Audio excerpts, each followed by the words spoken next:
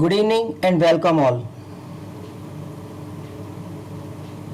आप सब लोगों का ये सेकंड सेशन में हार्दिक स्वागत है। हम बहुत दिनों के बाद मिले हैं। इस बीच में मैंने बहुत सारे काम आपको घर पे करने के लिए दिए थे और आप में से कई लोगों ने मेरे साथ पर्सनली भी कांटेक्ट किया, चैट किया, थोड़ा कुछ सजेशन और एडवाइस भी ली और उसके मुताबिक काम किया। आप सब लोगों को मैं हार्दिक बधाई देता हूँ।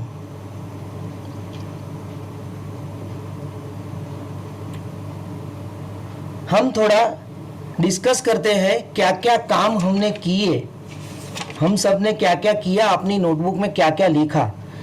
तो पहले एक था dos and don'ts about many things like food, water, air, कैसे पढ़ना। उन सब में हमने बोला था, मैंने बताया था कि जो इम्पोर्टेंट पॉइंट आपको लगे वो आप शेयर करें। कई लोगों ने मेरे साथ पर्सनली भी शेयर किया था।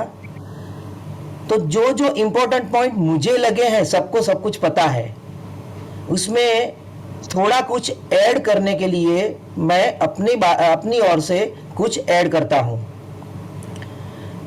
कितने लोग, आप वीडियो ऑन कर दीजिए और या तो चैट कीजिए, कितने लोग ब्रेकफास्ट के साथ जूस या मिल्क या चाय या ऐसा कुछ लिक्विड लेते हैं? चैट कीजिए वाई और एन। जो करते हैं वो वाई वाई वाई यानी कि यस लिखे।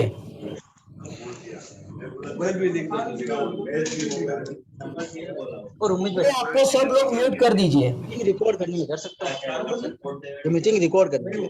अपने आपको सब लोग म्यूट कर देखो कहाँ है दीजिए। राइट। थोड़ा डिस्टर्बेंस आता है आपके पीछे से। नहीं, अगर उसने दिया हुआ कोई पार्टिसिपेंट के पीछे म्यूट नहीं है तो आवाज आ रही है उनके घर की।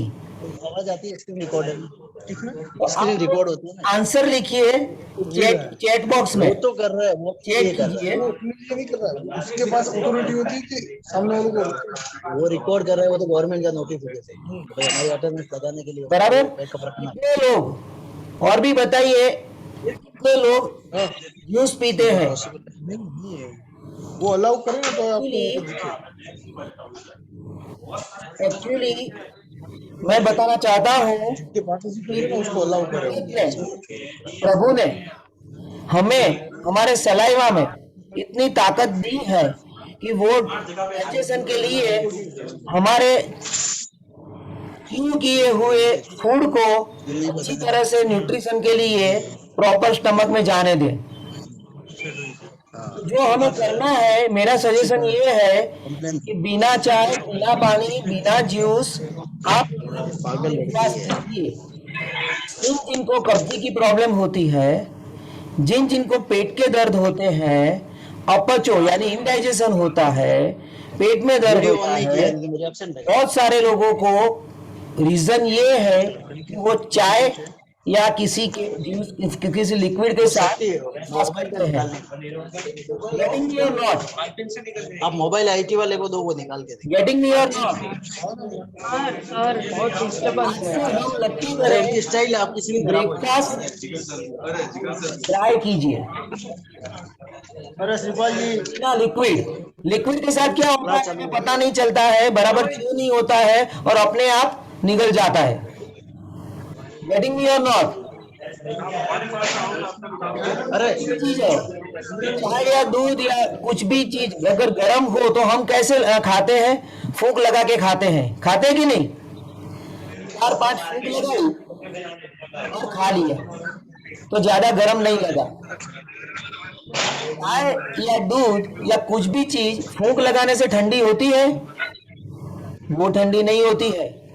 हमारी जीभ पे इवापोरेशन होता है, उससे यहाँ पे ठंडक होती है, तो गर्म चीज और ठंडी जगह पे मिलती है तो हमें ज्यादा गर्म नहीं लगती है, हम जल नहीं जाते, हमारी जीभ जबान जल नहीं जाती है। गेटिंग मी और नॉट? एक बार आप ट्राई करना, गैस इतना बांटने को आएगा आपसे। लगाएंगे हवा में भी 5 फूंक लगाएंगे या बीच पे देख के भी 5 अरे फूंक लगाएंगे, तो आपको लगेगा। बोलने का कारण मेरा ये है कि ऐसा हम कभी भी नहीं कर सकेंगे कि फूंक हमने लगाई और बच्चों को या किसी मरीज को हमने गर्म दूध पिला दिया, उसकी जीभ जल जाएगी क्योंकि फूंक उसने नहीं लगाई है। ख्याल आया सबको? ये तो प्लास्टिक वाले को मैं ये ज्वाइन नहीं कर रहा दूसरा। सब अपने आप को म्यूट कर दीजिए प्लीज। योग करते वक्त हमें ख्याल रखना है कि योगिक क्रिया करते हैं तब रूफ होना चाहिए, यानी कि छत होनी चाहिए। इसका मतलब ये हुआ कि हम अगासी पे नहीं कर सकते, हम ग्राउंड में नहीं कर सकते, खुले ग्राउंड में नहीं कर सकते। योगिक क्रिया करनी हो तो ऊपर छत होनी चाहिए, बाकी वेंटिलेशन अच्छी तरह से होना चाहिए, ये बात सही है। एजुकेशन के लिए मैंने मेरी ओर से जो इंपॉर्टेंट पॉइंट बताए थे आपको, वो ये थे कि एक्स्ट्रा रीडिंग की स्पीड होती है, उससे सिलेबस की स्पीड तीसरे भाग की होती है। तो एक्स्ट्रा रीडिंग ही ज्यादा कीजिए तो सिलेबस की स्पीड बढ़ेगी। अगर 150 वर्ड से 250 वर्ड्स हो गए तो सिलेबस की स्पीड, पढ़ने की स्पीड, याद रखने की स्पीड अपने आप वो 50 वर्ड से 80 वर्ड्स हो जाएगी। फिर कम्युनिकेशन कैसे करना है, तो जब हम बोलते हैं तो 4 प्रकार की वाणी होती है।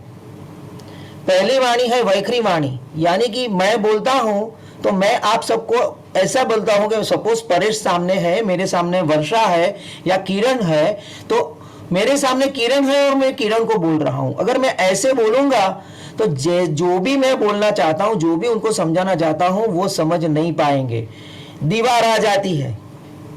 तो बोलने की रीत दूसरी अजमाने की, यानी कि मध्यमा वाणी। पहली थी वैखरी वाणी, दूसरी मध्यमा वाणी। मध्यमा वाणी मीन्स हम सब लोग बोलते हैं, सपोज दोनों है तो दोनों लोग बोलते हैं और दोनों सुनते हैं। तो हम जैसा भाव जब हमारे बोलने में आता है तो अपने आप सामने वाले को हम कन्विंस कर सकते हैं, जो कुछ भी हमें कहना चाहिए, कहना चाहते हैं वो कन्विंस कर सकते हैं। तीसरी प्रकार की वाणी है मध्यमा वाणी, पश्यंती वाणी। पश्यंती वाणी मीन्स प्रभु की वाणी, भगवान की वाणी, और हम सब सुनते हैं। जैसे स्वाध्याय में सब करते हैं, कई जगह पे सत्संग में हम देखते हैं, व्याख्यान में देखते हैं, तो कोई लेक्चर दे रहे हैं और अच्छी तरह से सुन रहे हैं, तो वो भी जानते हैं कि लेक्चर वो नहीं दे रहे हैं, वो सरस्वती माँ दे रहे हैं या तो शास्त्र दे रहे हैं, शास्त्र अपने आप बोल रहे हैं और वो हम सब सुनते हैं। और चौथी वाणी है परावाणी, यानी कि कुछ भी कम्युनिकेशन की जरूरत नहीं है, फिर भी सब लोग को एक जैसा ही पता चलता है। सेम वे लिसनिंग में भी ऐसा है, कोई बार कंपल्सन में लिसनिंग करते हैं, कोई बार कैजुअली लिसनिंग करते हैं, तो कोई बार हम अटेंटिव होके करते हैं कि नहीं हमें पढ़ना है, हमें याद रखना है, हमें समझना है, तो अटेंटिव होके करते हैं। और कभी कभी हम एम्पैथिक लिसनिंग करते हैं, यानी कि इतना ध्यान से सुनते हैं कि जैसे सामने वाला को कोई दुख होता है तो वो दुख जैसे हमें भी फील हो, उसके शूज में हमारे पैर डाल के जैसे सुनते हैं, ऐसे सुनते हैं, उसको एम्पैथिक लिसनिंग कहते हैं। तो लिसनिंग के वक्त एक चीज ध्यान रखनी होती है कि सामने वाले को पहले बोलने दो, वो जब बोलेगा तो उसके बाद कुछ जगह बचेगी तो हमें कुछ कहना है तो हम कह पाएंगे। अगर किसी को बोलना है तो हम बोल के उसको कभी भी कुछ भी नहीं बता सकते। एक होमवर्क हमने दिया था, टास्क दिया था, good qualities of great persons. सबसे पहली उनकी क्वालिटी होती है ट्रूथफुलनेस, यानी कि अपनी विचार, वाणी, वर्तन में एक रूप होना, इक्वल होना। कई बार कुछ भी बात है 100% जैसी है, अगर वैसी नहीं बताई और थोड़ी कम बताई तो वो असत्य है।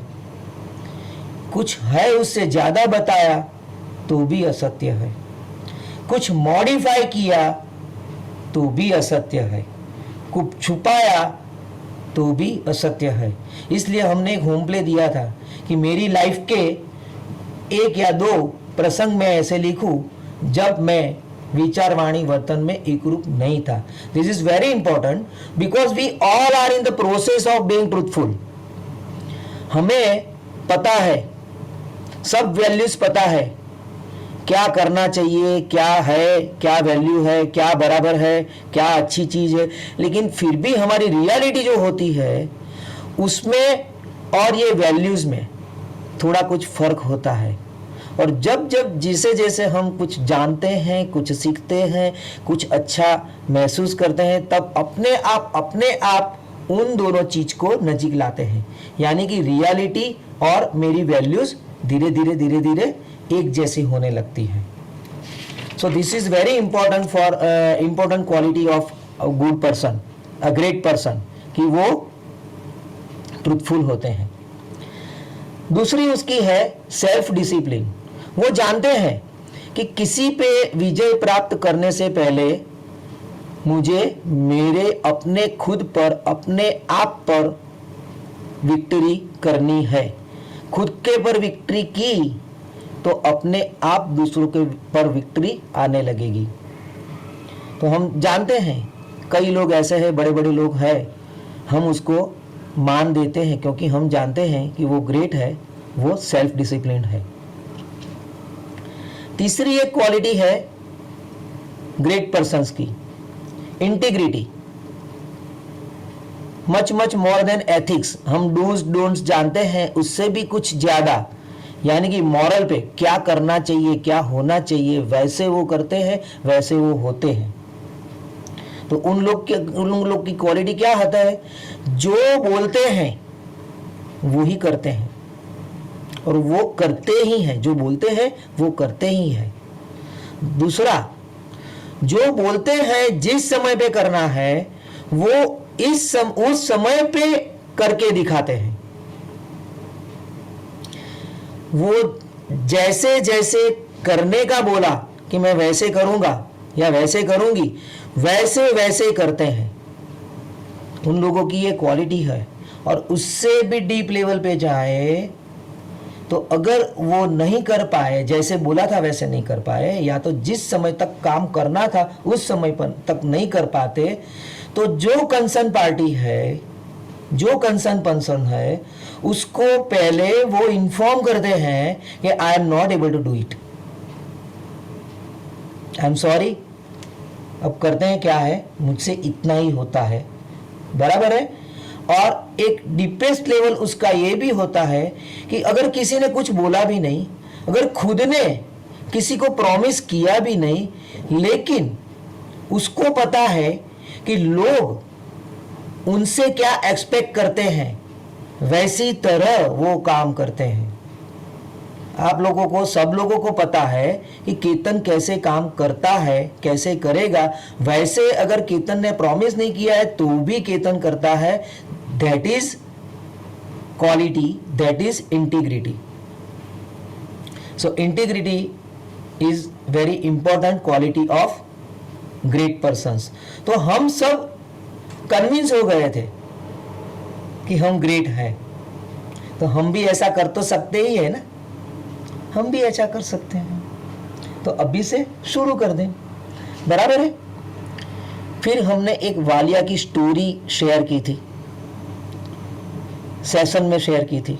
फिर इसके बाद हमने टास्क दिया था कि आप सोचिए कि उसकी लाइफ में टर्निंग पॉइंट क्या था। मैं सब लोगों को चैट करने के लिए कहता हूं कि आप अपने अपनी ओर से चैट कीजिए, which was the turning point of Walia's life.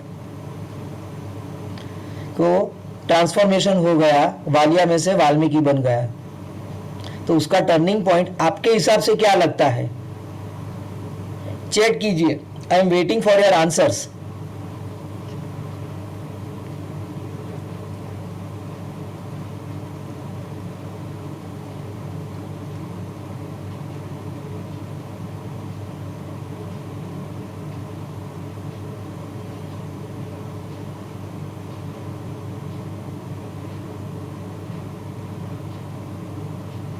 Answer chat box में लिखिए आप।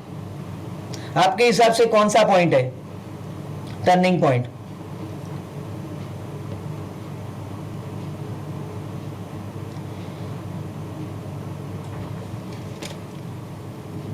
स्टोरी तो पता है सबको।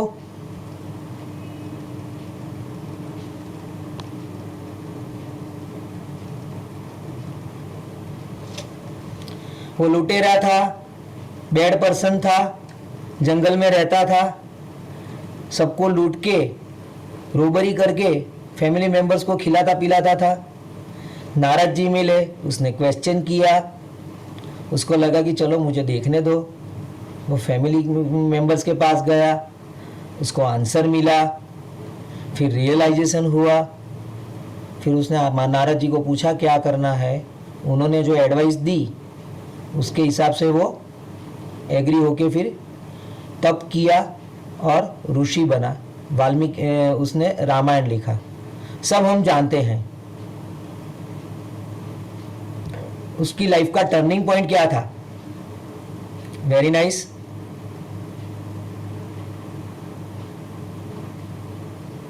Very nice.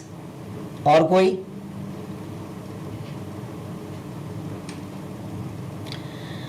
अगर नारद को उसने सुना नहीं था तो, अगर सुना नहीं होता तो?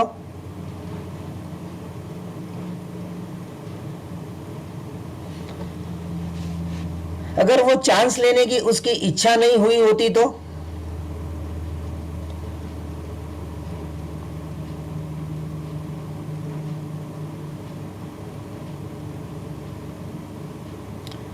अगर फैमिली मेंबर से तो जवाब दे दिया, लेकिन उसको ऐसा लग गया कि नहीं नहीं ये लोगों को तो पता नहीं चलता है, वो लोगों को तो पता नहीं चलता है, तो कुछ होगा? नहीं नहीं ये तो गलत बोल रहे हैं। तो फिर नारद जी के पास गया तो उसको उसने एडवाइस ली। अगर उसको कंफ्यूजन था, कंफ्यूजन में रहा हुआ वो तो एडवाइस नहीं ली होती। तो एडवाइस दी, उसके बाद डेडिकेट करके तब एकदम परसिस्टेंट होके किया ना। 6 महीने तक तब किया था उसने, तो 6 महीने तक डेडिकेट किया और धीरज रखी शांति से।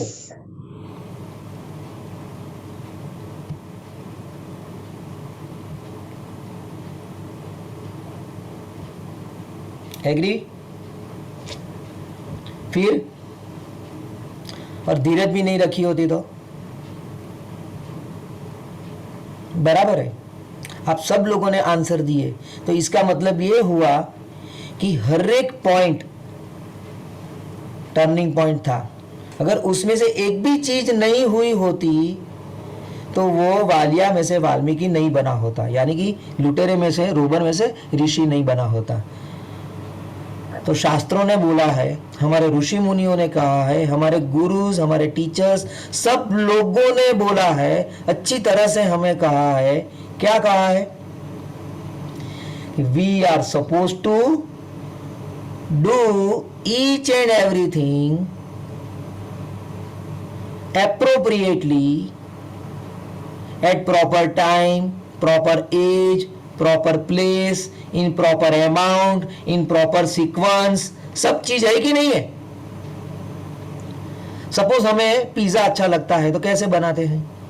सपोज इडली अच्छी लगती है या लड्डू अच्छा लगता है तो कैसे बनता है? हर एक चीज होती है ना, उसमें पॉइंट्स होते हैं। यहां से पहले आटा लाओ, फिर मिक्सचर करो, फिर गरम करो, उसको सेको, फिर घी मिलाओ, उसको गरम करो, गुड़ डालो या शक्कर डालो। क्या होता है उसमें? एक चीज भी आगे पीछे हुई तो हमारी चीज अच्छी तरह से बनेगी। तो गोल सेटिंग हम करते हैं, जरूरी क्या है? प्रॉपरली भी सब चीज हम करें। एग्री और नॉट? यस और नो? धीरज भी इतना इंपॉर्टेंट है। सब कुछ अगर कर दिया तो रिजल्ट नहीं मिला तो राह देखने की है। अगर हमने प्लांट कुछ हम सपोज प्लांट को कुछ अच्छी तरह से सजाते हैं कि चलो हम बनाते हैं तो देखते हैं, तो बार बार उसको देखते हैं प्लांट को कि थोड़ा ग्रो हुआ कि नहीं, थोड़ा ग्रो हुआ कि नहीं। ऐसा करेंगे तो ग्रो होगा। हमारे शास्त्रों में ऐसा बोला है, अधीराई यानी कि कम धीरज। इसका मतलब यही है कि जितनी सी धीरज होनी चाहिए थी, जितनी सी पेशेंस होनी चाहिए थी, उससे थोड़ी सी कम। इसका मतलब बोलते हैं अधीराई यानी कि कम धीरज। और कम धीरज से कम काम बनता है। पूरे स्टेप्स हमने बराबर किए, 12-15 स्टेप्स होते हैं, वो सब बराबर किए, 16वां स्टेप में अगर धीरज नहीं रखी तो क्या होगा? रिजल्ट आएगा, डिजायर्ड रिजल्ट मिलेगा। ये जो इम्पेशंस है ना, हमारे डॉक्टर्स लोग भी बोलते हैं हार्ट डिसीज के लिए, एसिडिटी के लिए, कैंसर के लिए, फाइल्स, फिशर्स, सब चीज इसके हिसाब से होती है। Time urgency, time urgency is one of the greatest factors causing most of the decisions. Agree? और हमने एक चीज और भी शेयर की थी, happiest moment of my life. सबने लिखा था the happiest moment of my life. तो किसी ने कुछ अचीवमेंट किया, किसी को कुछ परसेंटेज आए, किसी की शादी हुई, किसी के पापा मम्मी ने हाँ बोला, किसी को बच्चा आया, बच्ची आई, किसी को कुछ एडमिशन मिल गया, किसी को कुछ डिग्री मिल गई, किसी को कुछ हासिल किया, किसी ने कहां पे कुछ कंट्रीब्यूट किया और सामने वाले के मुंह पे जो हंसी उसने देखी, जो उसने शांति दी, उससे उसको बहुत अच्छा लगा। कोई पिकनिक पे गया, कोई कहीं ऐसी जगह पे गया, किसी को पापा मम्मी ने कुछ दिला दिया जो मांगते थे और दिला दिया, तो उस सब से वो हैप्पी हुए। ऐसा हुआ था कि नहीं हुआ था? यस और no? At the time of the happiest moment of my life, chat कीजिए, यस और नो?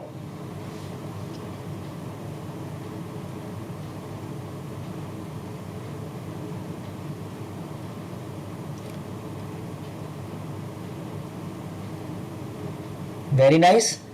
इसका मतलब ये हुआ कि वो चीज जो मुझे मिली थी वो तो अब तक कम हुई नहीं है,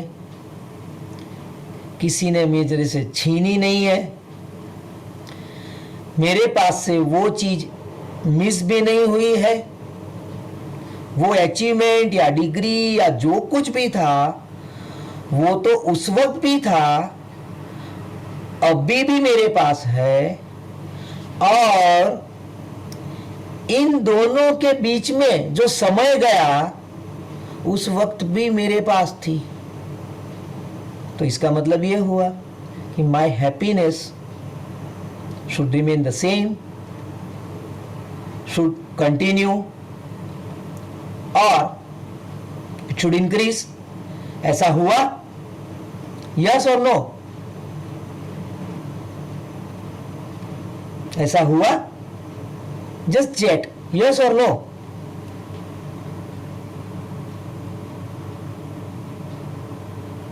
फटाफट लिखिए, वाई भी चलेगा, एन भी चलेगा।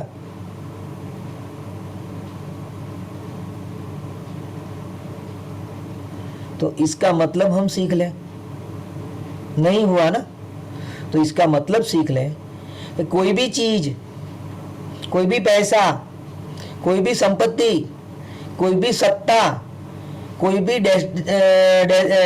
क्या बोलते हैं उसको, डेजिग्नेशन या डिग्री, या कोई भी व्यक्ति या कोई भी प्रसंग हमें परमानेंट खुशी नहीं दे सकते हैं। खुशी दे सकते हैं डेफिनेटली, परमानेंट नहीं दे सकते हैं। एग्री और नॉट?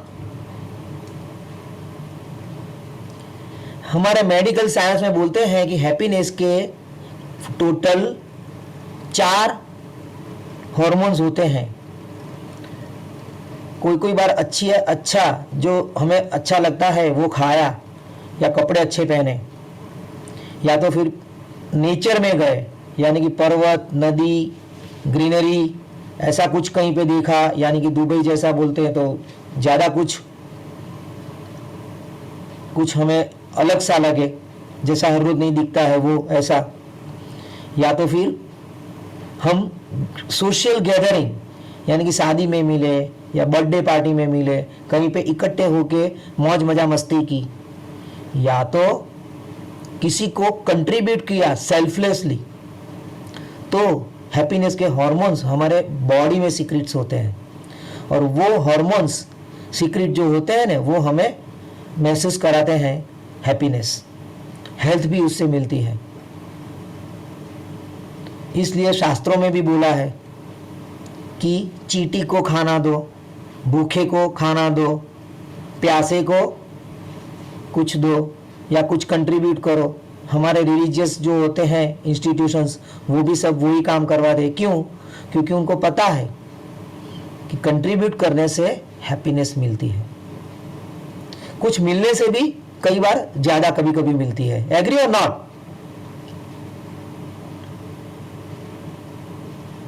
वाई और and? Yes, thank you so much. दूसरा हमने एक शेयर किया था, माई सिटी लिखना था, कंटिन्यूअस प्रेजेंट टेंस में लिखना था, या तो परफेक्ट प्रेजेंट टेंस में, जैसे ऐसा मिल गया है वैसा लिखना है। तो वो माई सिटी और उसका एक्सटेंशन सबको अच्छी तरह से पता है, हमने समझा था। वैसे आपने अगर नहीं लिखा है तो थोड़ा कुछ लिखो, अगर लिखा है तो मुझे पर्सनली शेयर करना, मैं देख लूंगा और उसके बाद आपके साथ पर्सनली बात करूंगा। एग्री? वो यहां पे शेयर नहीं करते, लेकिन पर्सनली शेयर करना, या तो ग्रुप में शेयर करना, पीडीएफ बना के उसकी फाइल बना के मैं देख लूंगा और मैं आपको आंसर दूंगा, हर एक का अटेंड करके आंसर दूंगा। बराबर है? दूसरा एक हमने टास्क दिया था कि रूल्स बनते हैं हमारे अच्छे के लिए, हमें पता है कि हमारे अच्छे के लिए रूल्स बने हैं, फिर भी हमें तोड़ने की इच्छा होती है, फॉलो नहीं करते 100%। क्यों ऐसा करते हैं? जस्ट चैट में आंसर लिखिए, अपनी तरफ से जो आंसर है ना वो लिखिए। मैंने तो नोटबुक में बहुत सारे कारण आते हैं तो लिखने के लिए बोला था कि लिस्ट बनाइए कि कौन कौन से कारण है, लेकिन इसमें से भी यहाँ पे अब भी ये क्लास में आप लिख के बताओ कि आपको कौन सा रीजन वो लगता है कि इसलिए मैं रूल तोड़ता हूं या तो रूल फॉलो नहीं करता हूं। लिखिए, आप रीजन लिखिए। किसी को थ्रिल लगता है, किसी को आलस लगती है, किसी को मजा नहीं आती है, किसी को फास्ट भागना है। कोई बोलता है दूसरे भी तोड़ते हैं तो हम क्यों ना तोड़े, दूसरे भी तोड़ते हैं। ऐसे सब रीजन है कि नहीं है?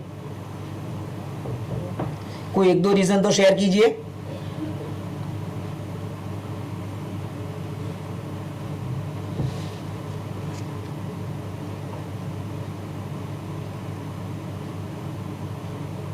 Very nice.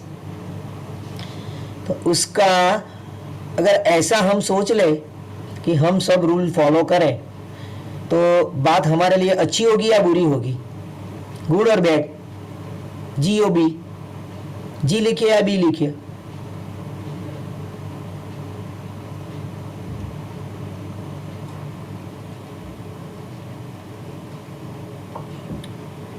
तो हम आज ऐसा उपाय करते हैं कि रूल्स हम फॉलो करेंगे, और रूल फॉलो करेंगे तो हमें पता ही है कि हमारे अच्छे के लिए है, तो हमारे साथ अच्छा ही होगा।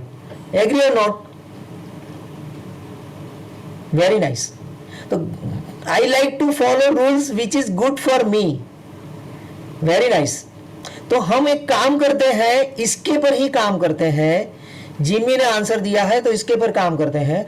आज हम सब लोग यहां नोटबुक में दो रूल लिखते हैं और दो रूल अपनी नोटबुक में लिखते हैं, खुद बनाते हैं और खुद को फॉलो करना है।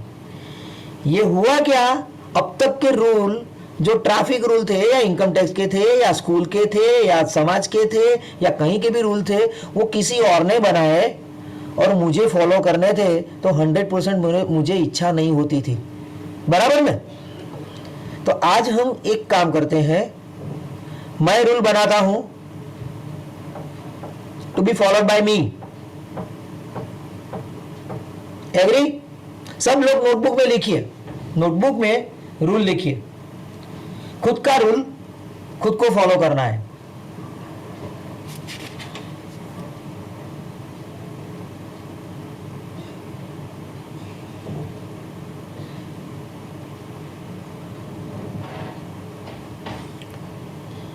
और ये खुद के खुद लिख के सब लोग चैट करेंगे अपने व्हाट्सएप ग्रुप पे, तो किसी को और को भी आइडिया आएगा कि ये कुछ रूल लगता है कि अच्छा है, मुझे भी फॉलो करना है, तो वो अपना रूल बना के भी अपने लिस्ट में ऐड कर सके।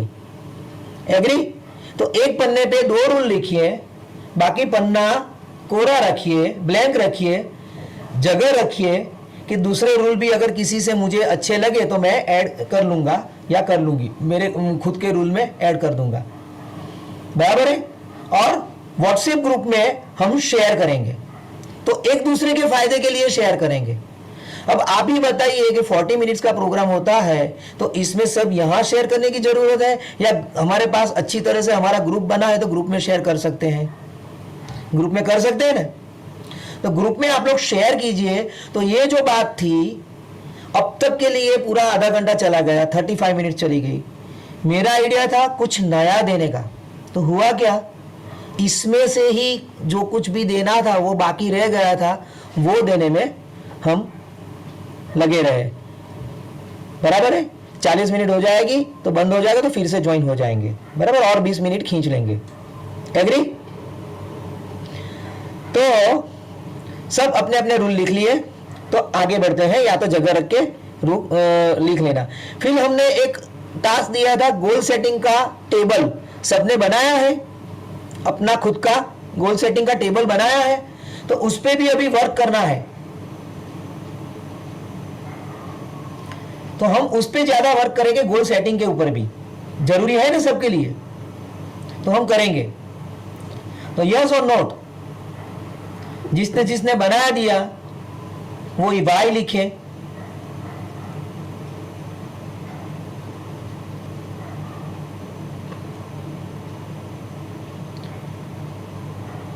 यस,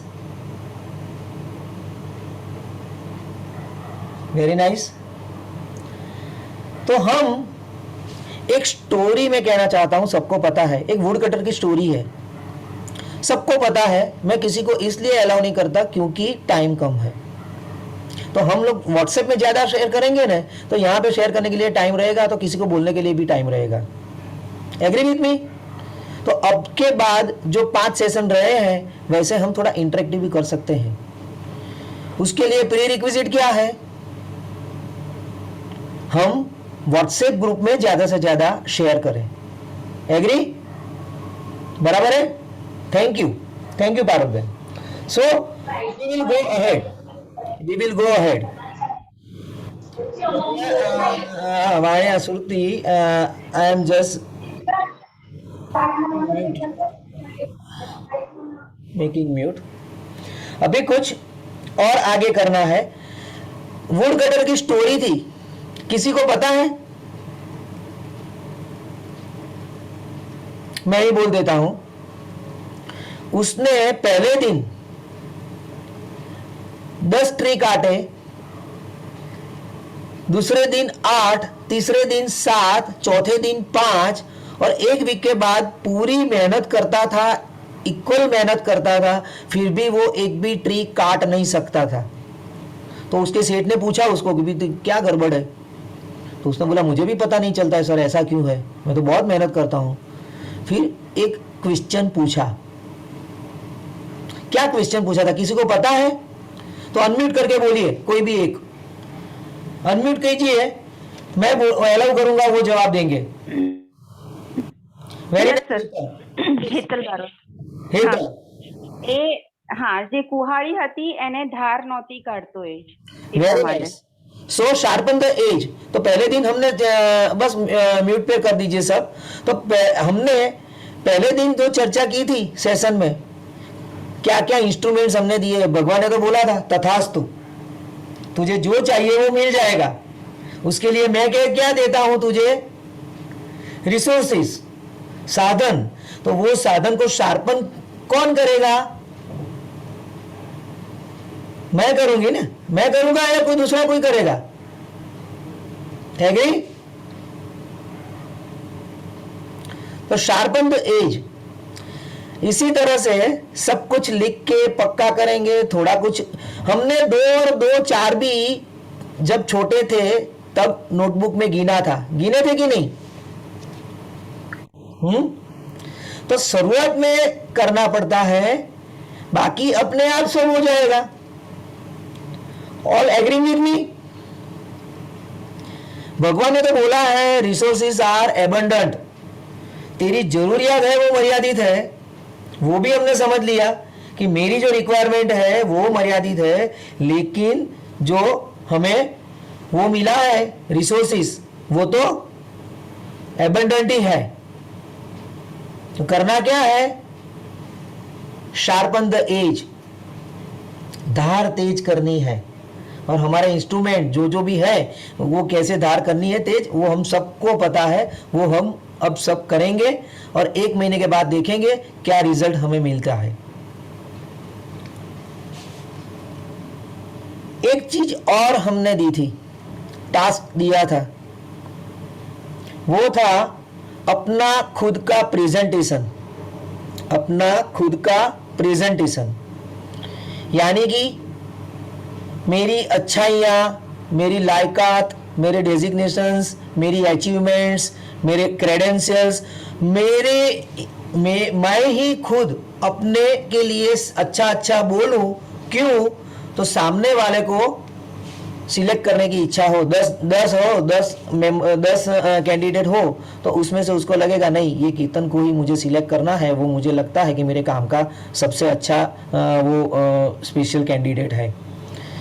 तो वो सबने 20 मैक्सिमम 20 सेंटेंस में लिखना था। किसी ने लिखा अपने लिए अपनी अच्छाइयों को वर्णन करते हुए, जैसे इंटरव्यू देते हो या जैसे अपने आप को प्रेजेंट करते हो वैसे लिखना था। लिखा किसी ने? यस और नो?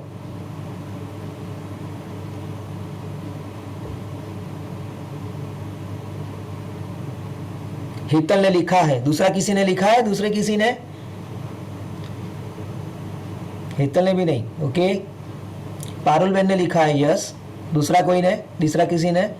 तो एक बात, हम 7 सेशन से ज्यादा तो हमें करना नहीं है, तो मैं आज बता देता हूं कि क्या है, लेकिन करने के बाद जो मजा आएगा ना, वो किए भी ना आपको मजा नहीं आएगा, लर्निंग अच्छी तरह से नहीं होगा।